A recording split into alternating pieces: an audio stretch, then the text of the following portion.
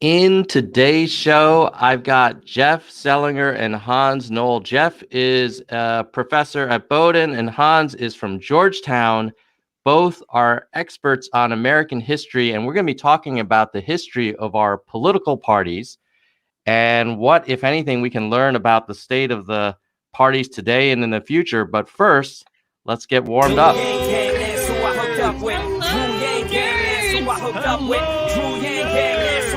Yo, there's no place to hide now that he's arrived. I'm saying he ain't playing now with this campaign. Bang, dang, it's and Drew, come roll with the gang gang. Drew Yang Gang, that's who I hooked up with. Drew Yang Gang, that's who I hooked up with. Drew Yang Gang, that's who I hooked up. Yo, there's no place to hide now that he's arrived. I'm saying he ain't playing now with this campaign. Bang, dang, it's and Drew, come roll with the gang gang.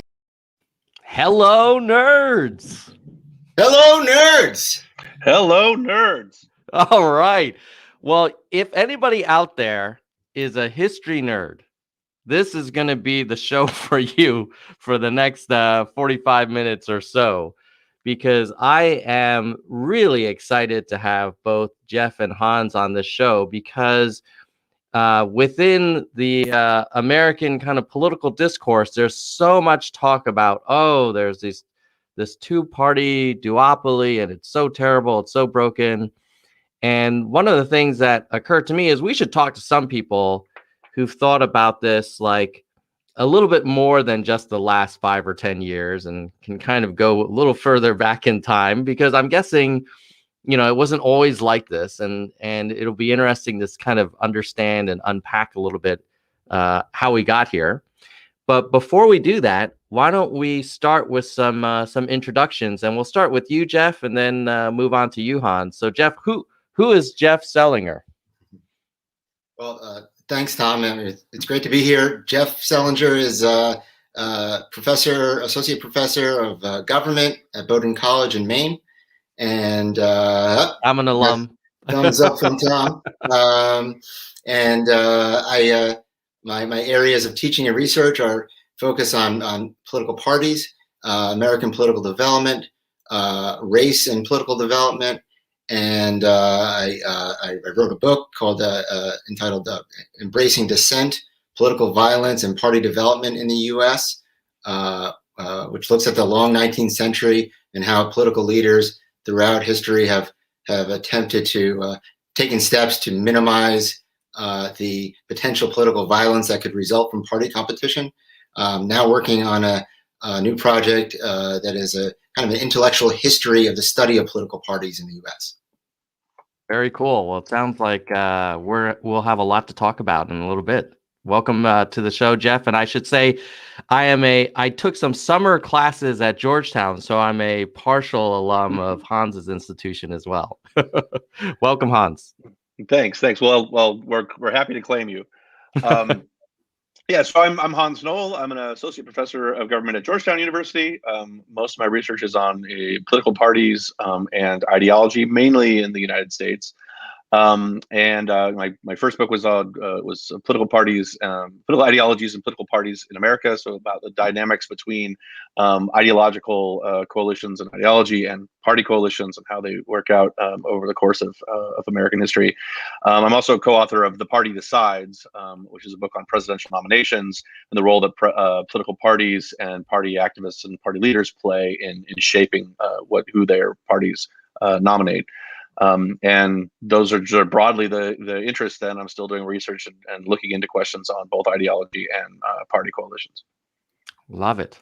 Well, I'm guessing your classes must be hitting record enrollments on both sides, given just the last few years. But before we go into where we are today, could it be great to get both of your thoughts on life before the modern Republican and modern Democratic Party?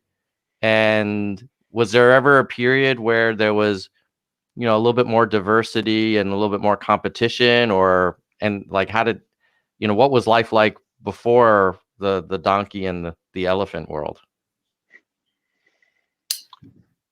Jeff, you could start, and then Hans will pile on. Yeah. Well, I mean, I could say a couple things about not so much before the donkey and the elephant, but per se, but thinking about what elections were like, and as a result, what party systems were like in the 19th century, especially before what they call the Australian ballot, which is the secret ballot. In those years, back in the 19th century, really all it took to establish a new party was a printing press and volunteers. There were no gatekeepers in the way that we have today. That is, state and local officials who are overseeing and enforcing ballot access rules and other rules that have historically limited the opportunities and created certain obstructions, barriers to entry for third parties. So the two-party system in the 19th century in the U.S., well, it was indeed a two-party system. If we were to define a two-party system as a system where at any given point there are two hegemonic parties, but minor parties still had plausible chance or had greater opportunities to kind of unseat one of the one of those hegemonic parties. The way I usually teach this in my class on political parties is I'll distinguish between, let's say, two different kinds of two-party systems. One that that prevailed until the 1890s, when the Australian ballot was established, and we might call that a more open two-party system. And then thereafter, I like to refer to our two-party system as an electoral duopoly. That's not my original expression. It's used by other scholars in the field, but it is a regime or a system wherein at any one period, at any point in time since the 1890s, there are two major parties that were entrenched, and that there were barriers to entry in place that made it more difficult, not impossible, but more difficult for third parties to break in. And those two parties were consistently Coke and Pepsi. It was the Democrats and the Republicans. They, of course, controlled state legislatures and local governments, and if they could agree upon anything, they tended to agree upon setting limits to the capacity of or the ability of third parties to enter. So the game really changed in a really fundamental respect. There are other important reasons. Don't get me wrong. There are other important reasons to study the Australian ballot. I mean, it really was a game changer on many fronts. It kind of made possible for the first time split ticket voting en masse, and it dramatically reduced corruption at the polling places. I mean, the polling places used to be pretty rough spaces where intimidation was a regular feature, regular, kind of expected. The idea of electoral irregularities, which we talk about today, have changed dramatically, because irregularities were the norm. The question is, how severe are the irregularities? And there's one scholar at Cornell named Richard Bensel, who wrote this wonderful book, who talked about, he found in the records they used to have a rule to distinguish, where judges would apply to distinguish between irregularities that were beyond the pale and irregularities that were acceptable. And the rule went something along these lines, and I hope I don't botch it. Something along the lines of, if a man of ordinary courage had the capacity and the will and the chutzpah, I don't think they used Yiddish back then, but to cast a vote, then the level of intimidation was acceptable or passable, and doesn't rise to the level of a problematic irregularity. But if a man of ordinary courage still might be thwarted at the polling places, perhaps by party agents, apparatchiks, thugs that were standing, near the polling place. Remember, the votes were not secret. They often took place in pubs, and where there's a lot of alcohol. It was thought that the polling place is too dangerous a place for women, and hence this was an argument against suffrage for women. So yeah, it was a completely different world in the 19th century, and the administration of very mundane kind of even boring aspect of for students, that is, of electoral administration yielded this dramatic difference in the way in which, in the makeup of our party system. And yeah, I'll leave it at that. Yeah, well, thank you, Jeff, for that introduction. I mean, it's interesting in that I guess I always assumed, wow, life must have been so much better before just having these two choices, but it sounds like it was a pretty rough world as well. Hans, what's your take on the previous periods? Yeah, so I want to pick up on the point that Jeff made, that the sort of pre-Australian ballot period was a period where it was also a two-party system, broadly speaking, but there were more minor parties that might have bubbled up in some different ways. I'm actually, to maybe take a slightly different view, that the difference there, while all differences matter in some degrees, isn't quite so profound. That, like, we no longer have the sort of level of the ability of minority views to get into politics. What you had initially was, we've always had essentially two parties. It's just what are those two parties have shifted, right? So the initial conflict is between the Federalists and then the sort of Jeffersonian Democrat Republican coalition, and that's a two-party conflict. And then the Federalists basically lose so badly that they're no longer in play at all. And you get an election in 1824 where you have four different people running for president. And so you might say, well, they're all under the same banner, but they're four different people. So you might say, okay, that's four different choices. But what you get is not that you voted for one of these four choices and all four of them get some voice in the electoral, in government, right? What you get instead is, because things were fragmented down to four candidates, you got a electoral college without a victory, and so it gets kicked to the House of Representatives. And so in the House of Representatives, the result is that John Quincy Adams wins, despite not being the plurality winner, and more than that, not being really, I think, the majority winner, in the sense that of the four people who are running in 1824, Jackson and Crawford kind of have similar perspective on the world, and then Clay and Adams also kind of have a similar perspective. And more or less the reason that Adams wins is that Clay is out of the running in the House, and so his support goes to Adams. There's some talk about there being some corruption behind all that, and that may well be also true, but it is also true that Adams just would have appealed to the Clay supporters. And so what happened in 1824 is, because you had four parties, one party but four candidates, our system was not very well suited to accommodate that. And so very quickly you ended up with two parties again, where the Jeffersonian Jacksonian faction becomes the Democrats, and Adams becomes the National Republicans.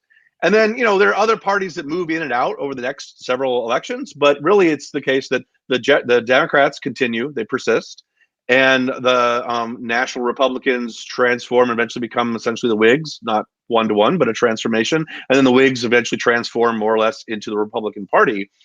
And throughout that period, third parties are one of the ways in which those changes in the coalition get manifested, right? So the Republican Party succeeds in part because the Whig Party coalition, which was kind of a mishmash, had been trying to sort of avoid talking about slavery, as had the Democrats. The Republican Party is a party that embraces discussing slavery as an issue, and so there's a sort of a realignment. And so you get all these other parties that pop up, but that's just because we're having this shakeout of what the coalitions are going to be. And then by the time, then of course the shakeout becomes pretty violent and we have a war, and this leads to civil war. And then after the Civil War, you end up with, again, these two basic parties that are the umbrellas for those coalitions.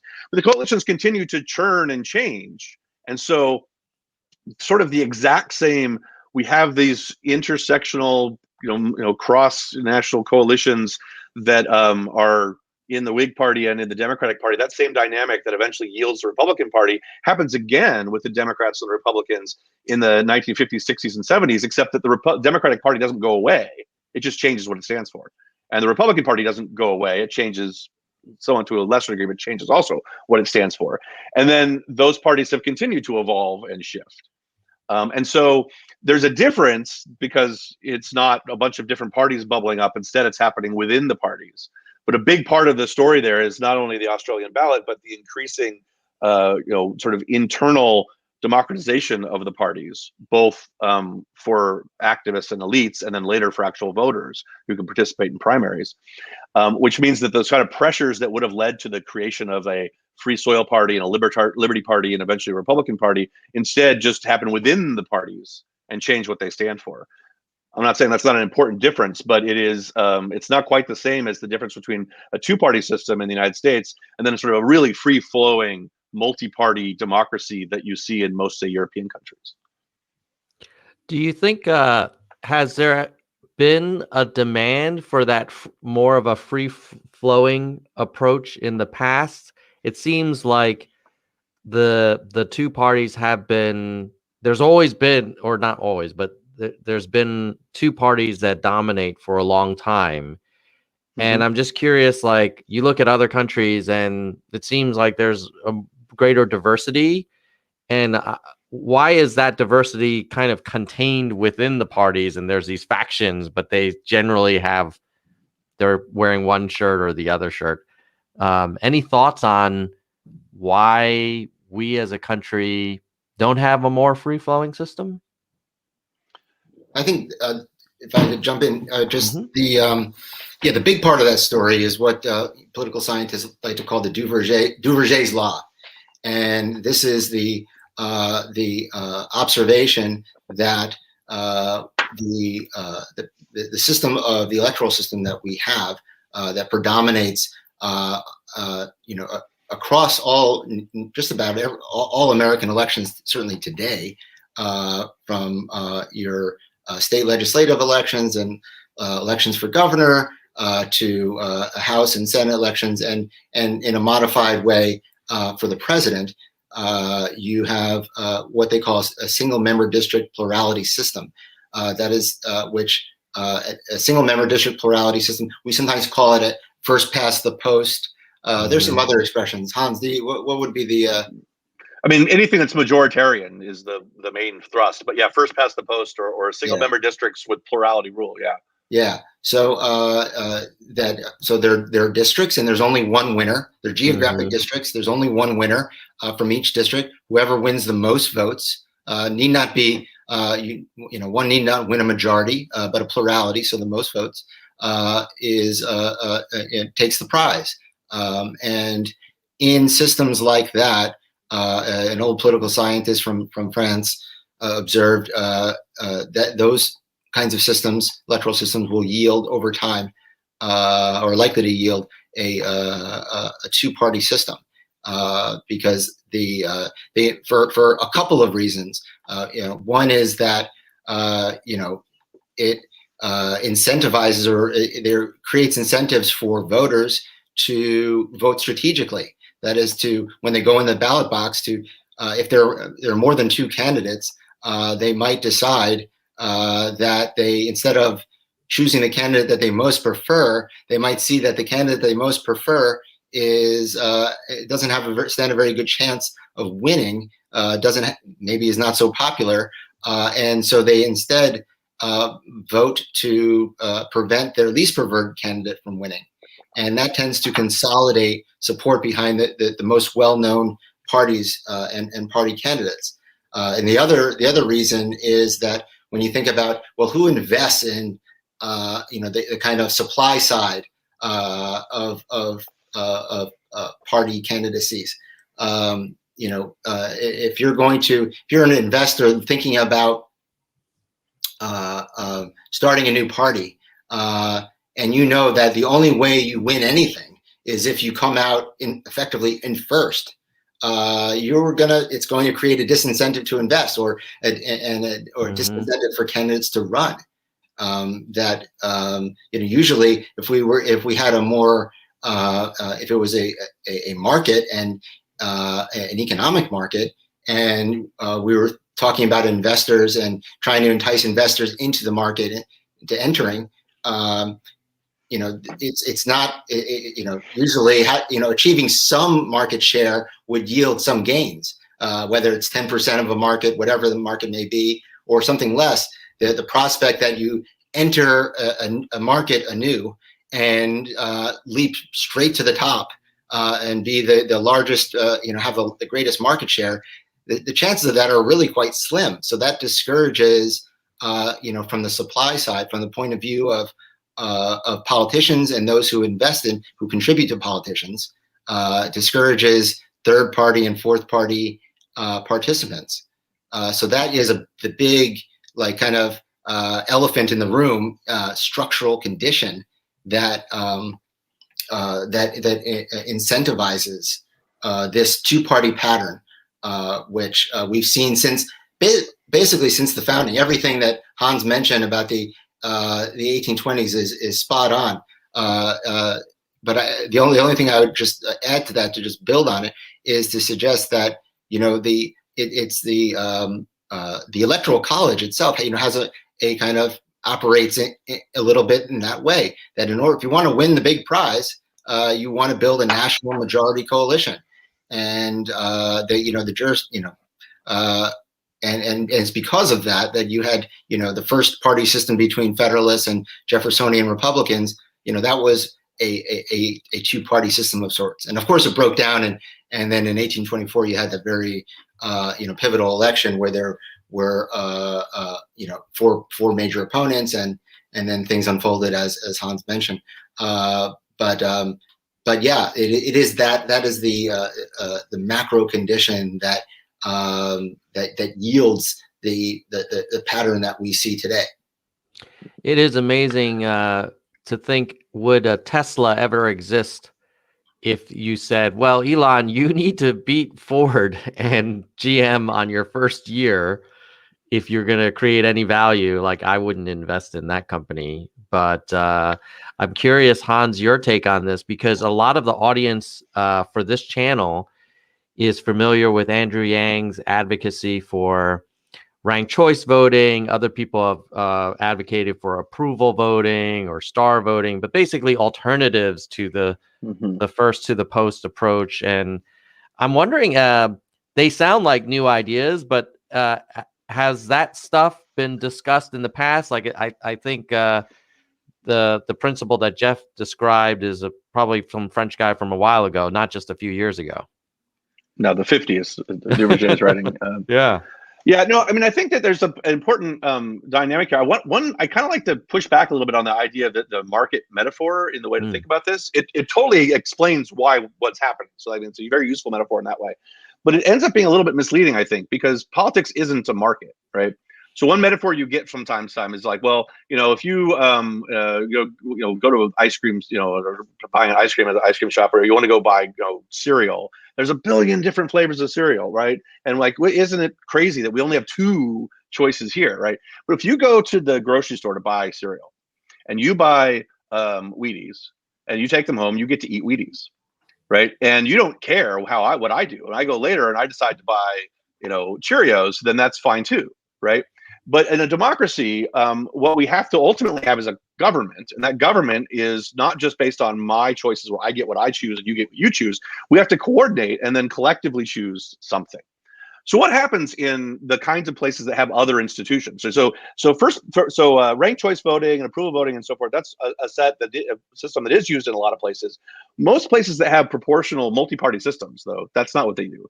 They have what's called proportional representation, some sort of list or something like this. Like it would be open list or closed. There's a lot of different ways of doing it. But broadly speaking, what they do is they have a district that has not one seat but multiple seats, and then you vote, and you don't vote for a person, you vote for a party, and you say, okay, I want to see the Christian Democrats do well here, I want to see the Greens do well here, or so forth.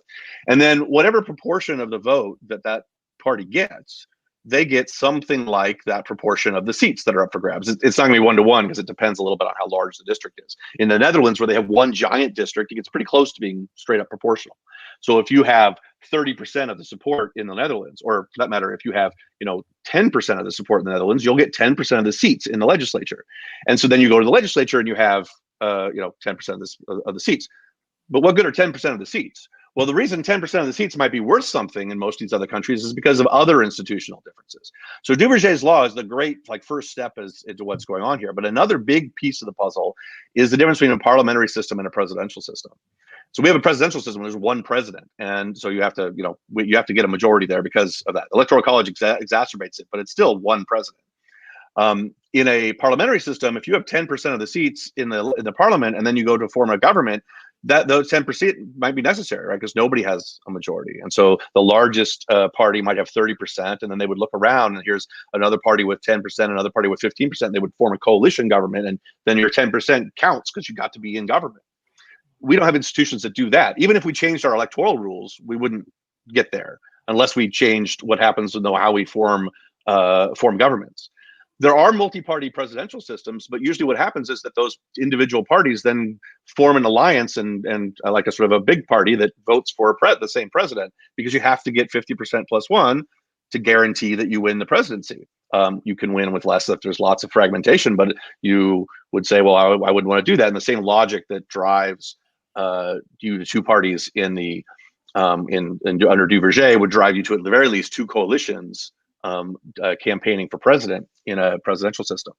So my view on these other alternative institutions is, first off, that the one that I think makes more sense is something like an open list PR, where you have a list and you're voting for parties, as opposed to single member, as opposed to ranked choice voting. And the main reason is that you can do ranked choice voting with still holding single member districts, and places will do that. And where you have single member districts and ranked choice voting, it's possible to get more votes for third parties because you can run that risk in the first round if I voted for the third party. Mm-hmm. But it's still going to be the case that you'll come in third and then your vote will get reallocated and you haven't done anything, right? If you want to get more voices into politics, it's got to be more than just an electoral system that allows people to vote for a third party and then that third party gets shut out of politics. It's on the other end where you want to have maybe a system, maybe a parliamentary system, for example. Now, it'd be very difficult to change the United States into a parliamentary system. It'd be very difficult to change us, to really change the electoral system, but it'll be even harder to change the executive system. But I think that's an important question, because I think we often think about the multi-party question from the point of view of the voter who's like, I'm frustrated that these are my only two choices. I'd like to vote for a third choice. But if you go to vote for a third choice, that's great. You get to vote for the third choice. But if it doesn't affect the outcome of who's actually in power and what politics happens, then we're only getting halfway there. And so reforms that don't think about the rest of it, I worry, are insufficient. Jeff, what's your take on that? One thought about this, just the important implication of what Hans just described. And this is what I like to. This is where I make myself really unpopular in my classes, because if you're speaking to undergraduates, they are impatient with the idea of just two choices, and they want to find some way to break out of this oppressive, what they would take to be oppressive system of unfreedom and so on and so forth. But if you compare, one of the democratic, small d democratic advantages of a two-party system, and it's not a small advantage, it's a significant advantage. One of the advantages is that there is what we might call truth in advertising. That is to say, when you go to the ballot box and you look at the Democrats, you look at the Republicans, they are not unified brands. They represent coalitions that have already been established, that have already been forged. And you kind of know, you might not feel great about each of the coalitions, but you definitely you're likely to have a preference of one over another.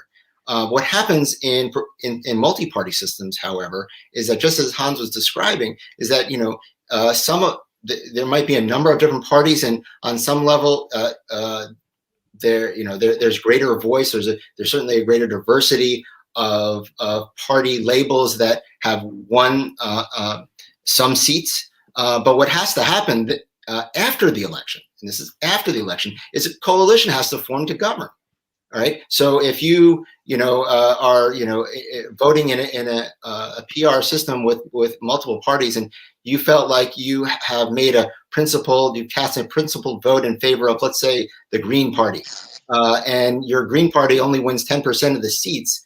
Well, after the fact, the Green Party is probably going to have to sit down and cut some kind of deal with other parties that have won have some wins in order to constitute a majority. And the voters who initially cast their ballots for Green Party candidates might not feel so great about the deals that they cut after the election. Well, what a two-party system does is it effectively, those deals happen before the election. So we're already entering the polling booth with, holding our noses, saying, well, not feeling great about these sellout Democrats or these sellout Republicans. But at the end of the day, I prefer one over the other. And they do each on their own represent their own kind of potential governing coalition on their own. Yeah. Go ahead, Hans. No, I was just going to say, because I think that's exactly spot on. There's a really great paper by political scientists Kathy Bond and Francis Rosenbluth that goes into this kind of dynamic. And they look entirely in parliamentary systems, but multi-party versus two-party systems. And the difference is what they call coalitions of parties, which is many parties are there and they form a coalition, and then party coalitions, like what we have in the United States. The Democratic Party is a coalition, Republican Party is a coalition. And then they try to find differences between them. There are real differences. It's not like it doesn't matter. And there might be some advantages to a multi-party parliamentary coalition. And I think sometimes there's some really good advantages that are missing. But it isn't the case that in the two-party system, the other voices don't get heard. It's that they are heard within the parties instead of outside the parties. And that can be both good and bad. It can be good because you're already inside the party, which means you get to do your bargaining in the party and say, I want, I'll support this party and I'll join it, but only if you give us, these planks in the platform and we get to do these kinds of things. And it can be bad because if you have nowhere else to go, then and it's not possible to do those sort of weird dynamics where you surprise people at the coalition forming stage, then the party can take advantage and take you for granted. And so I think that's partly what happens with, for instance, black voters in the United States, where most Democrats are perfectly happy to take the votes of black voters. They're also mostly would like to do things that are good for the black voters, but there are places where the rest of the Democratic Party is like, well, I'm not going to go down that path. And if a black party, say, were a separate entity and could then say, well, if we do that, then we're going to leave and we're going to form a coalition with the other side, then they'd have more bargaining power. But that's only works in that parliamentary dynamic. If you've got a presidential system, then you sort of have to form the pre-electoral coalition. And we're sort of stuck with it so long as we think we're electing a president. And that's important. There's a lot of talk now about the Republican Party having quite a big split between the Trump loyalists and the kind of traditional Republicans. And then there's some talk within the Democratic Party of sort of the very, very progressive and then the more kind of centrist Democrats. When you both look at history, is your expectation that, well, this is normal? The parties, they always bicker within themselves, but that's not enough to imagine a world where we're going to have four parties? Or do you think it could get it could reach a tipping point where there could be some splintering? Curious what your thoughts are. Maybe Jeff, you can start and then we'll get Hans's take. Sure. Yeah. On the one hand, I'd like to say, these kinds of divisions are pretty much par for the course in the sense that they're always party factions, and these are, especially in the United States, where the norm, there are exceptions, but the norm is that major parties are big umbrellas. They're big coalitions. They're diverse. They're changing over time. But then this kind of takes us back a little bit to our earlier conversation about the nature of the two-party system and how durable this electoral duopoly is. because if there is a faction, for example, thinking about sometimes they refer to themselves, or they are referred to as business Republicans. Let's say the McConnell wing of the Republican Party.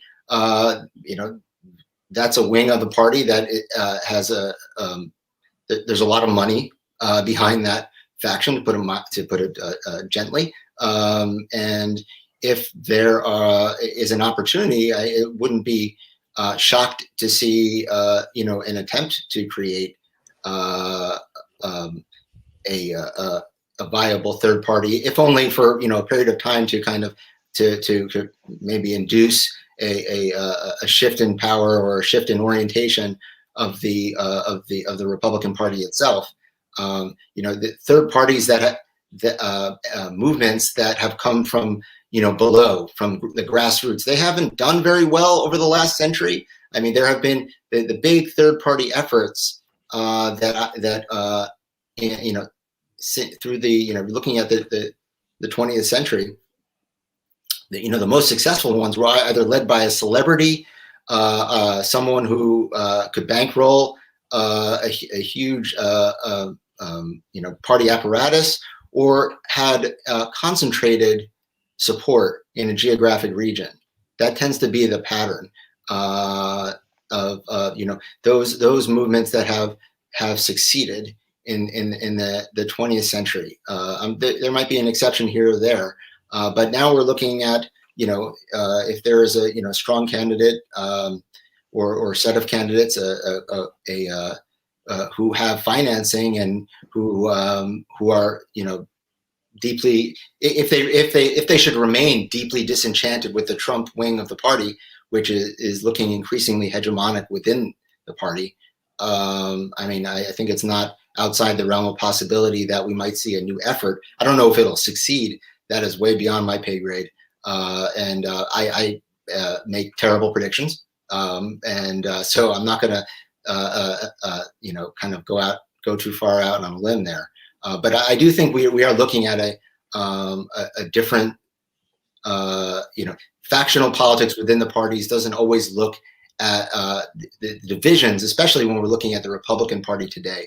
The divisions within the party look much sharper than they have for a very long time. What do you think, Hans? Yeah, well, so I actually have a piece on this that just was out in the Atlantic a couple of weeks ago, in which we asked exactly this question: will there be a fragmentation in the Republican Party? Will it split apart because of this there's a clear division between folks who are somewhat frustrated with and upset at how sort of anti-democratic some of the elements in the Republican Party have come, and then those who are embracing or more comfortable with them. And what I argue in that piece is that because of the electoral institutions that we've been talking about, and because of the sort of broader incentives that politicians have, the Republicans will find a way to pay that price of holding themselves together, and that's what there'll be strong incentives to do that. And I think what we've been seeing in the impeachment trial, for instance, is quite consistent with that, right? That's what's happening, is that Republicans who you might think would be real ready to sort of cut ties with Trump are not doing so because they don't want to run the risk of losing elections. There are those who advocate that that's what we need, is you need to see this breaking apart and reshuffling in some way. And maybe in the long term for democracy, it might be good. But in the short and medium term, so long as we still have the first past the post, so long as we still have a presidential system, so long as we still have other majoritarian institutions that incentivize coming in first, if you did this, if you decided to break apart, and this would be also true among Democrats, you'd essentially be handing the victory to the other party, right? You'd be saying, here, let the Democrats win if you did this on the Republican side. If the Democrats did that, you would be saying, look, here's the Republican Party that's actually been sort of performing above their punching above their weight, right? They've been winning despite not having an outright majority. They've won not won an outright majority in the presidential election more than once in the last few decades, and yet they've had the presidency more often than that. And saying, well, we know that they're not always able to get a majority, but we'll just give that to them anyway by splitting the Democratic coalition.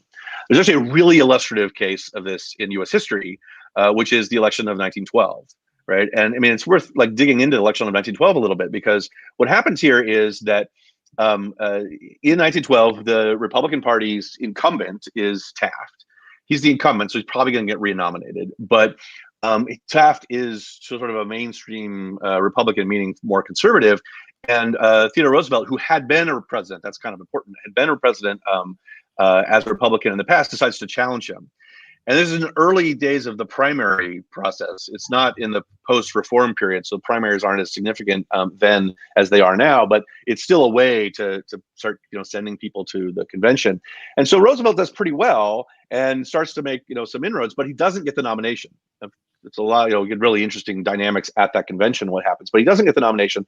And Roosevelt basically just said, okay, fine, I'm going to do my own thing. And I'm not oversimplifying very much to say he literally marches across the street and starts his own party. Right, it's a little more nuanced than that, but pretty close to he marches across the street and says, no, we're going to ask his supporters, would be okay if we started a new party. And then he creates this, Bull Moose Progressive Party, and he runs. And because he had been a Republican and had a lot of appeal to Republicans, he does very well in the 2012 or 1912 election, basically splitting the vote with Taft. So all of the votes that Taft got 4 years earlier, sometimes they go to Taft, sometimes they go to Roosevelt. Well, that was enough for Taft to win 4 years earlier, but now it's a disaster for both now Republicans, both the Taft wing of the Republican Party and now the new Roosevelt wing of the Republican Party. And so Woodrow Wilson wins with 40% of the vote, right? 40 something. And so he's essentially you're giving the win to the other party. Now, if the other party also fragmented, then there might be some other interesting dynamics. But actually in 1912, there was another challenge because there's a progressive running, or sorry, a socialist running, doesn't do anywhere near as well as the top three.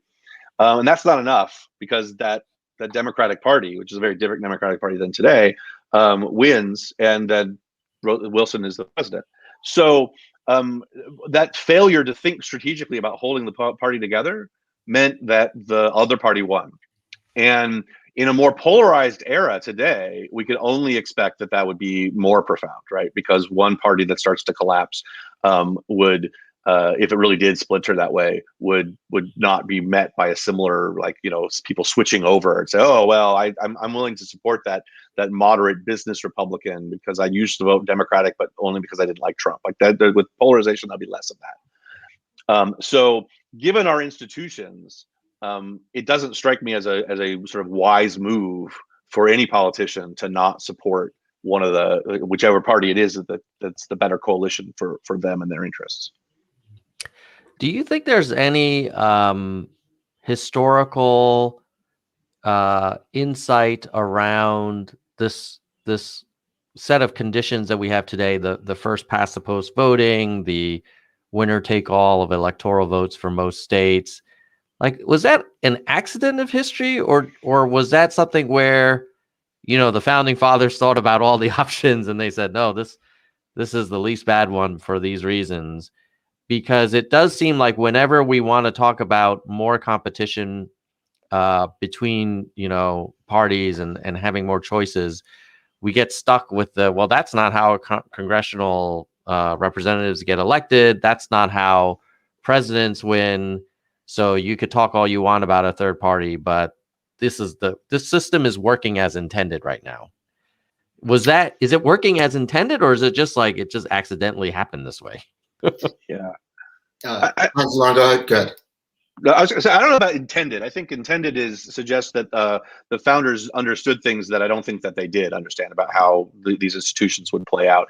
And it's worth noting that almost immediately the institutions that the founders put together didn't work the way that they intended. Right? The Electoral College was meant to be let's get a bunch of important, likely good leaders, and we'll get them forward, and then they'll have electoral votes, and if necessary, maybe it'll go to the House, and the second place person will also be really good, so we'll make them the vice president and so forth. And then almost immediately, right, the politicians who are running said, well, that's no good, because what you get is Adams as president and Jefferson, who doesn't agree with Adams, as vice president. So we have to outsmart the Electoral College. And in the election of 1800, both parties tried to outsmart the Electoral College, and they more or less managed to succeed, and therefore elect their president and vice president together. And so then, of course, the framers, very soon they amend the Constitution to address that. But then, as things start getting more cemented, it's very difficult. They make institutions that are really difficult to make changes. And I think the one degree to which we might say that things are working as intended is that the founders really wanted to make it hard for government to do stuff. They wanted to say, we need, you need to capture control of all, well, no, not capture control. You need to have the support of the whole country as represented by states, the whole country as represented proportionally by population, the president that represents the whole country a different way. All of these wise people will come together and sort things through. What happened very quickly is that there's no deliberation that happens, that politicians just capture control of the parts that they can, and then it's more or less a numbers game. And that went into place almost immediately. But that went into place because politicians realized they needed to do that in order to make anything happen. You had to find allies to overcome the so many veto points that exist in our system. Well, we still have all those veto points. We're smarter about the negative consequences of those, but they're still doing what they intended. The framers wanted the government to not be able to do much, and it doesn't work very well. So, what do you think, Jeff? Yeah, I mean, I think there are two parts to this, two kinds of answer. Well, one has to do with what they might have intended for the House, and then there's what they might have intended for the Electoral College. And I'm going to just focus on the latter just for the moment. I mean, I don't think there really are any meaningful intentions that we could plausibly deduce from the founders, from the framers of the Constitution, those who designed it, about the Electoral College. If anything, there are negative intentions. There are arrangements that they didn't want.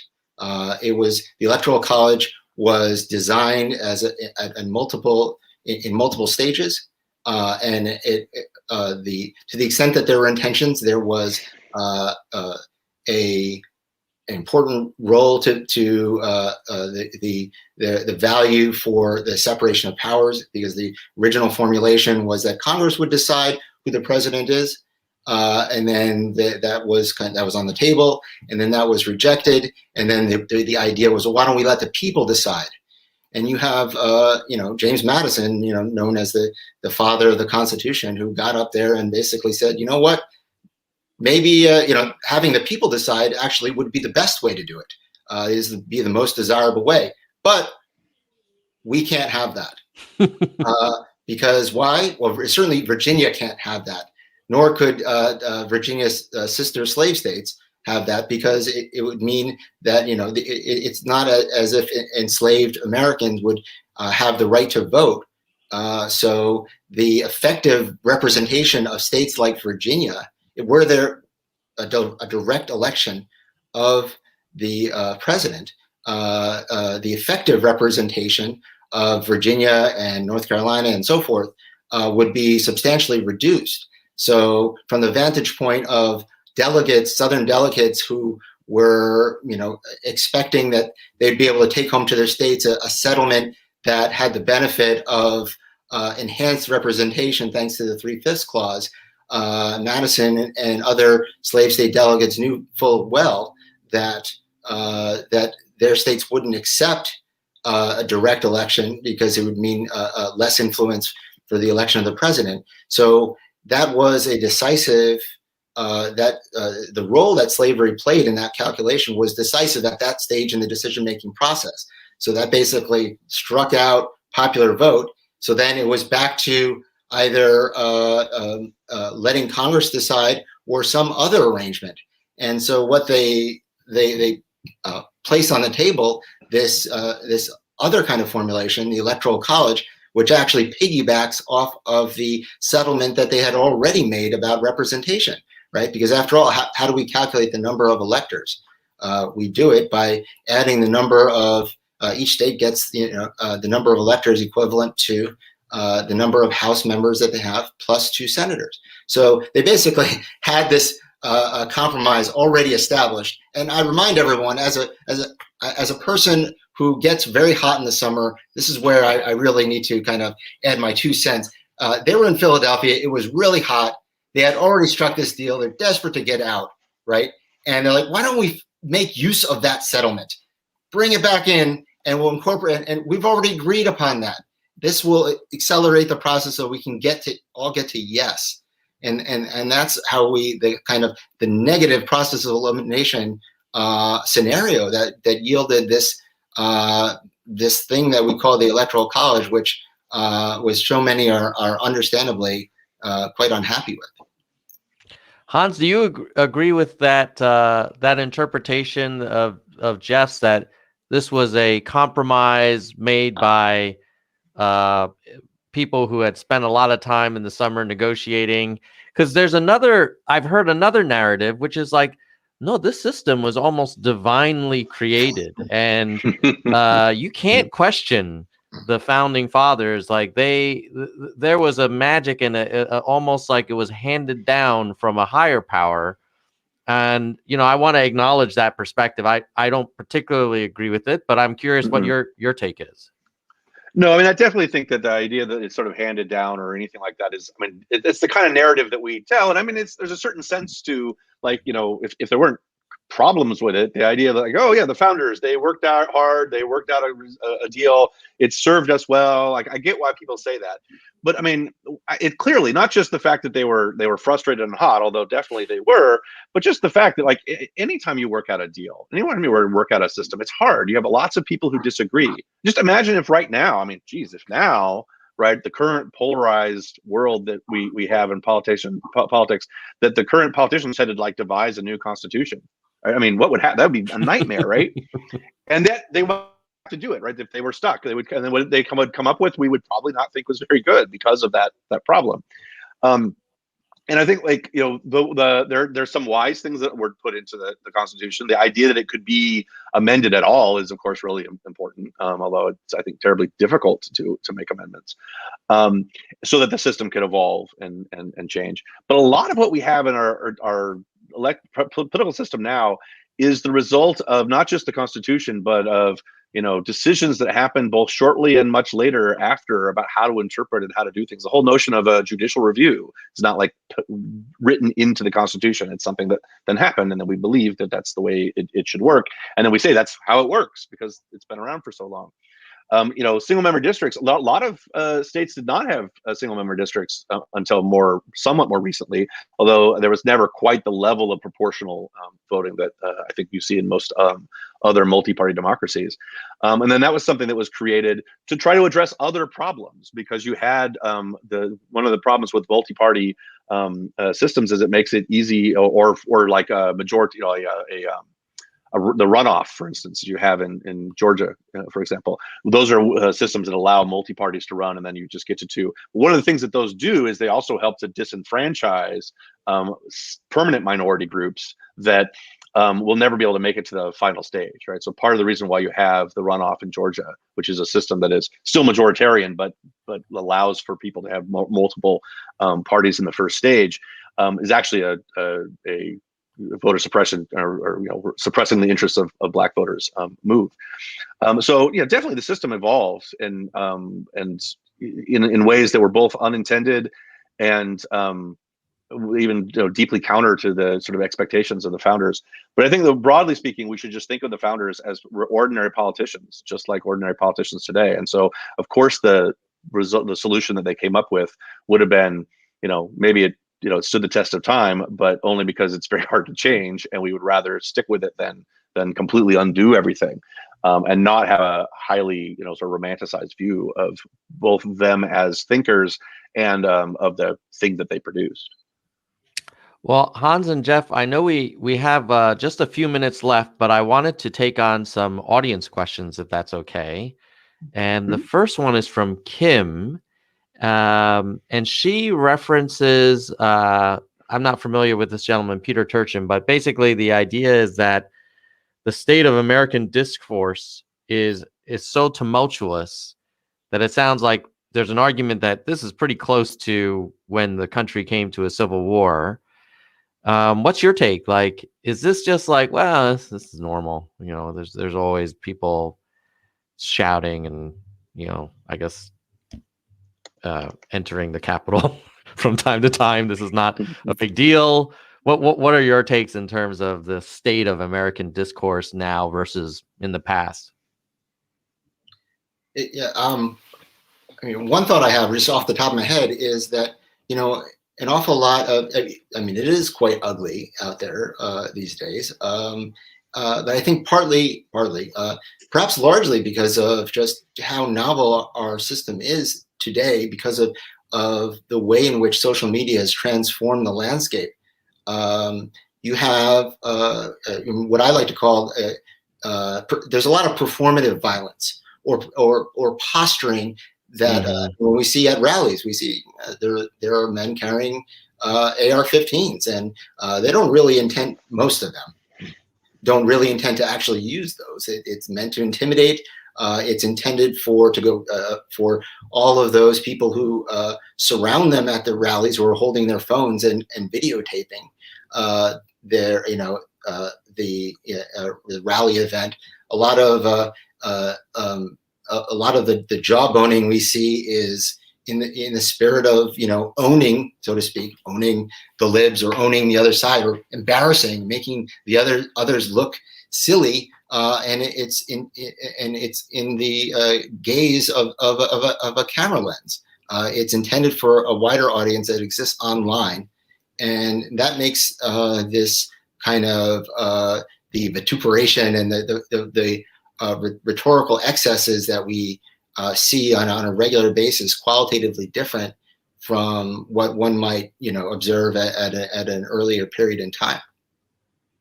What do you think, Hans? I've heard the argument that, oh man, if you read the newspapers from the 19th century, people would say all kinds of things about each other and accuse people, and this is maybe a little bit more easier to spread that information, but we've always been kind of at each other's throats, and this is fine. What's your take? Well, I don't know if I'd say this is fine, but I think it's definitely true that there's always been, or that frequently been, moments of sort of intense, political political hostility in our rhetoric and the like. And I think one thing that we tend to do is we tend to say, oh, well, everything was fine, then there was a civil war, then it went away. And maybe there's a little bit of turmoil in the civil rights movement, then it went away. And it never went away, right? There's always been some level of distrust and hostility towards other Americans, other people. There's often always been some kind of these sorts of tensions. There are times when they are highly politicized and are part of the political conflict, and there are times when they are sort of expressed in other places. But people talk about how the 2020 election was the first time that there was any kind of threat to the peaceful transition of power, as if more than 10% of American presidents were replaced because their previous one was assassinated or killed.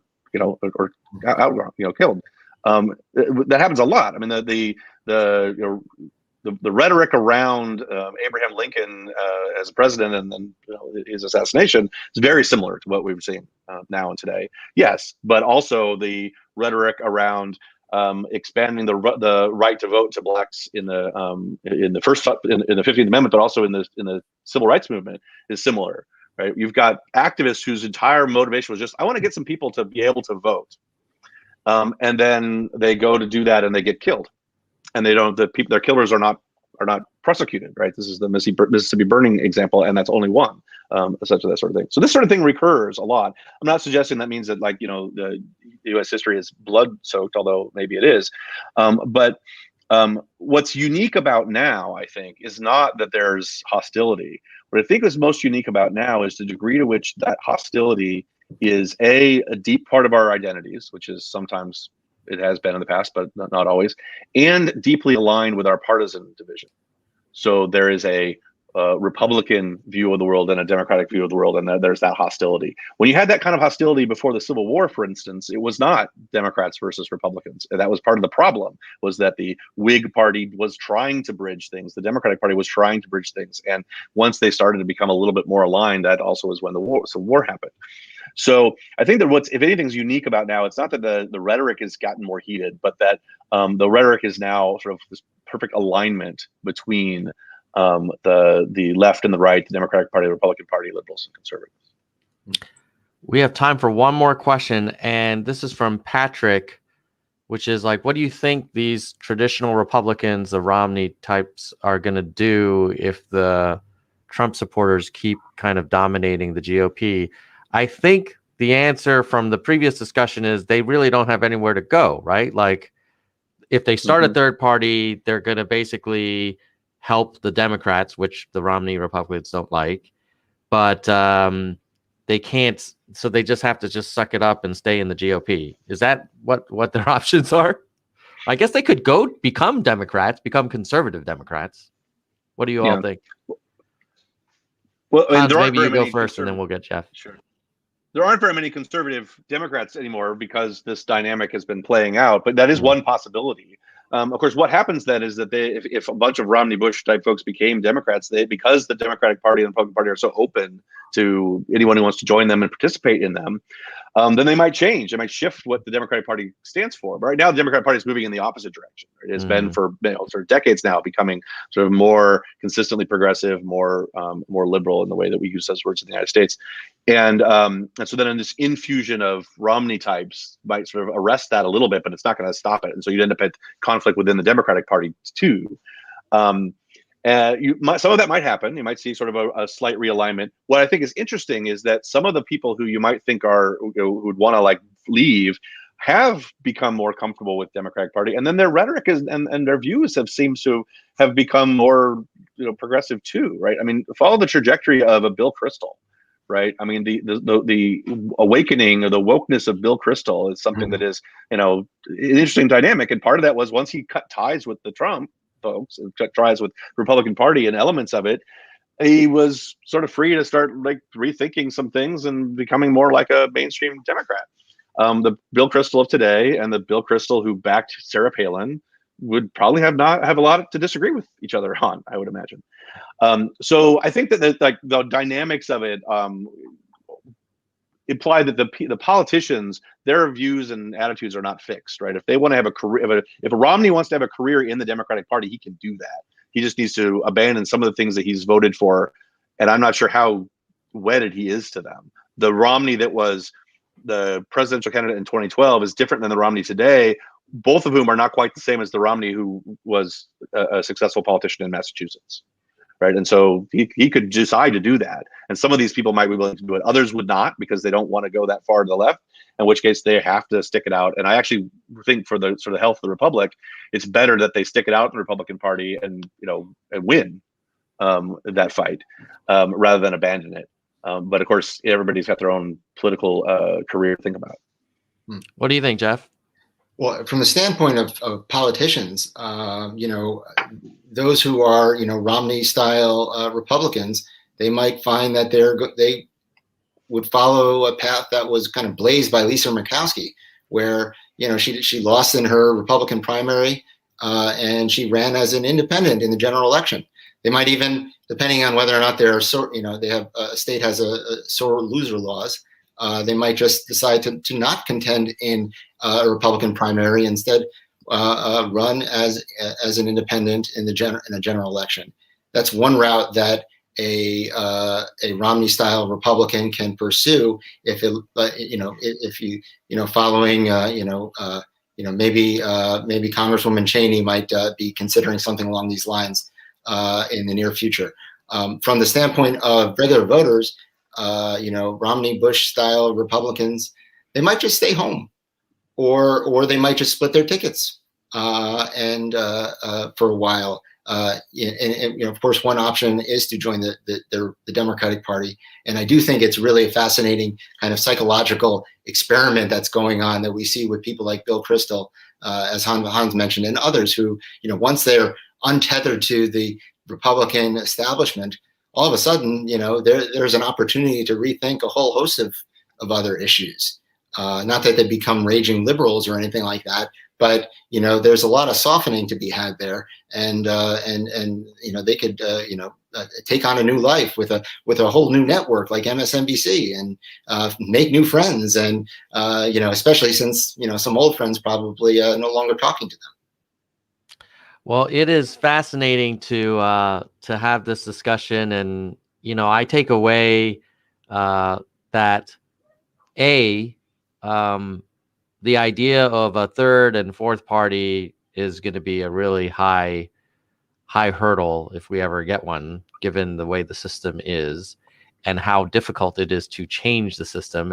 And if anything, maybe to Hans's point, that is working as intended, that we didn't want a government that could change dramatically with just a simple majority. It also is heartening to hear that, look, we've had, very strong disagreements in the past, and parties evolve, and they're kind of like living organisms. And so, we probably will, the Republican Party we see 5 years from now may look very different than the one we see today. Who knows how it'll turn out.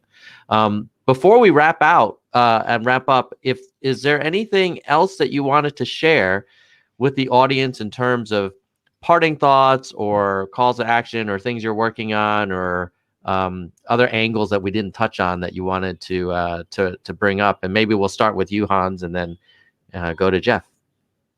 Sure.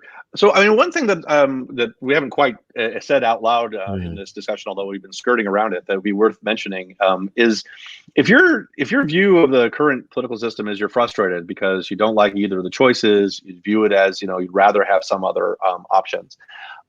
You could take what we've said as saying, well, tough. The system isn't going to adjust for you. But in a very real way, the system has adjusted, just in a different way, which is, you want to participate in politics, you can go and get involved in the Democratic or the Republican Party and change what they stand for and work from the inside of the parties rather than as a third party. And you might think a third party is a better way to do it, but that's not going to happen. So do it the other way. To take the economic metaphor, which again I push back on because I think it sort of leads you to avoid this kind of thinking. But it's not just that there's just Coke and Pepsi, right? There's Coke and Pepsi, but in our political system, you can join Pepsi and decide to change its formula if you want to, right? That is how our system works. In fact, if anything, the American political parties, the Democrats and the Republicans, are probably the most open to involvement of rank and file voters and anyone else who's interested as any political party in the history of the universe. I mean, they're very, very porous. And so to the point that I think maybe they're too porous at times. But that is also the system that we're in. And so if you're frustrated with the direction things are going, the solution is not to demand a third party, at least not in the short term. It's to get involved in the two existing parties, whichever one seems to be the coalition that's closer to you, and try to work for change that way. Thank you, Hans. Yeah. Let me piggyback off of that. I mean, because that's a message that I like to share with my students, is that the party system today, since the 1970s, and we didn't have time to get into those reforms of the 1970s, but the party system as it exists today is extraordinarily open. Yeah, there are two big dogs on the street, so to speak. But they're very different dogs, right? Maybe they're so different that political scientists like to say they're asymmetrical. One's a dog and one's a cat, basically. They're different species. They're apples and oranges, and they are also open. That is to say, their nominating processes are open to challengers, from the outside. So when a candidate like Andrew Yang or Bernie Sanders, puts up, proposes good ideas that win over voters, they have a meaningful impact on the Democratic Party, and as we have seen. Right. I would argue if we had more time, we could talk about the how much further to the left Joe Biden appears to be today than Obama was when he began his presidency, and that can be attributed to some of the dynamic challengers we've seen from within that are coming from the progressive side of the Democratic Party. It's because of folks like Bernie and Andrew Yang and others, Elizabeth Warren, that they even though they lost, they have demonstrated the popularity of a whole number of ideas that I think are going to be with us for a long time. So I think the efforts that young people, especially, because those are the people Hans and I are usually addressing, their efforts in getting involved in supporting candidates that that may have been outsiders, they're bearing fruit. They're having an impact on the development of the trajectory of and the policy positioning and the actual policy making process that we are witnessing today. So I think that even though we have a two-party system, they are open in terms of nomination, which is the most important thing to be open about. And from a comparative perspective, as Hans mentioned, the United States is kind of off the charts. It may be even too open, but that's a longer and different kind of discussion. Well, thank you for bringing up these points, Jeff and Hans. It does relate to a nonprofit that I am starting called Of the People. And the idea is to channel more support and volunteers for local candidates. Because one of the things I've noticed is when you look at city council, county commissioner, these local elections are decided by a few hundred votes often. And they don't require millions of dollars or an armies of volunteers. And those locally elected officials often end up becoming the top of the funnel for congressional candidates. And that's where you build sort of credibility and relationships within the parties that we have. So totally agree. If you want to really have impact and make change, sometimes starting at the local level is a great way to get your foot in the door. And surprisingly, not that many people try. And yeah, it's not as sexy as going for the Oval Office, every 4 years. But if enough people who care, participate in the local community and give back to their community, that will be kind of the farm league for the future leaders in the next generation. So totally agree. And hopefully we can continue this conversation. That I know we said we were going to go to 45 minutes and we went over an hour. It went by pretty quickly. Really appreciate the very thoughtful and, contemplative conversation we've had, and hopefully more people will discover this. So if you're watching now, please like and share. And Jeff Selinger and Hans Noel, thank you so much for being on the Nerds for Humanity podcast. And hopefully we'll see you again soon. With that, I'm going to say goodbye, nerds. Goodbye, nerds. Thank you. Goodbye, Tom. nerds. I love it.